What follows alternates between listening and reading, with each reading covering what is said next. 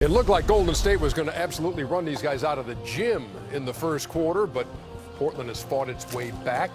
Klay Thompson connecting there for Golden State. The Warriors do lead 55-46, but it was well into double digits earlier in this one. Welcome to the American Express Halftime Report.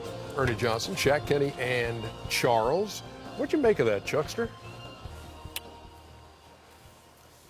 No Kevin Durant, by the way, for Golden State tonight. It's just going to be an offensive contest. Neither one of these teams are great defensively. I disagree. Well, you can say that.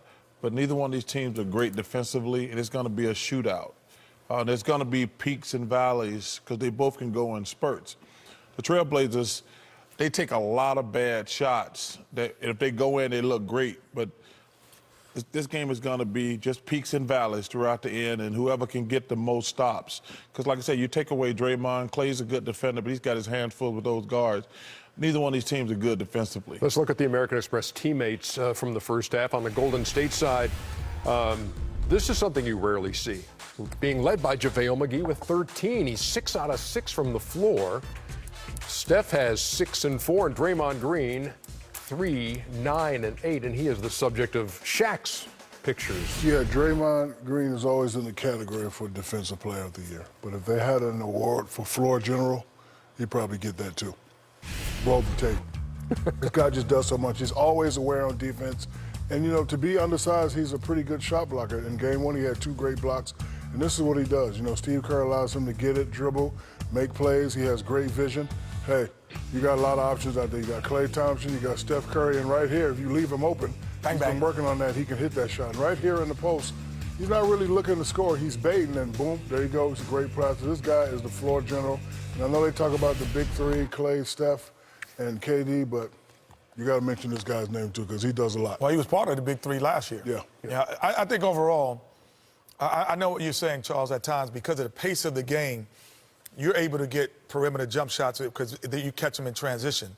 But when they play in a half-court set, they're decent defensively, or more than decent defensively, because, like you said, Draymond Green could always be Defensive Player of the Year. Klay Thompson, as you always say, you feel he's the best two-way guard at his position. So there's no one better two-way in his position. And JaVale McGee is a shot blocker. So when you have those 3 guys on the floor, you have 3 quality defensive players, and now the other 2 guys just have to play great team defense. So to me, in key possessions in half court, when they want to slow it down, they're pretty good defensively.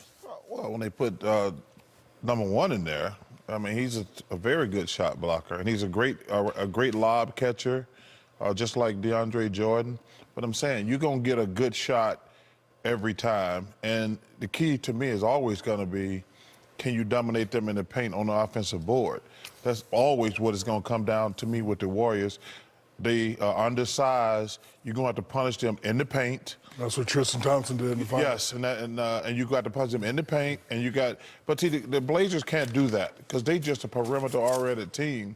That's the big problem when you have no Nurkic out there. What's going to be interesting, they don't really – the only time they're going to have any guy who can punish them down low the first couple rounds, because the next round, if they play the Rockets, it's just going to be 125, 120 every night. They won't have a guy like Aldridge and a Gasol till they get to the conference finals. On the Portland side, remember, first half, 48 points for Lillard and McCollum combined. Second half of game 1, 27. First half of game 2, 17 points combined for McCollum and Lillard. Oh, somebody did put that on a T-shirt, Chuck. I like it. Okay. Hey, send me one, lady. I like it. I can take it. Send me one. I like it. Hey.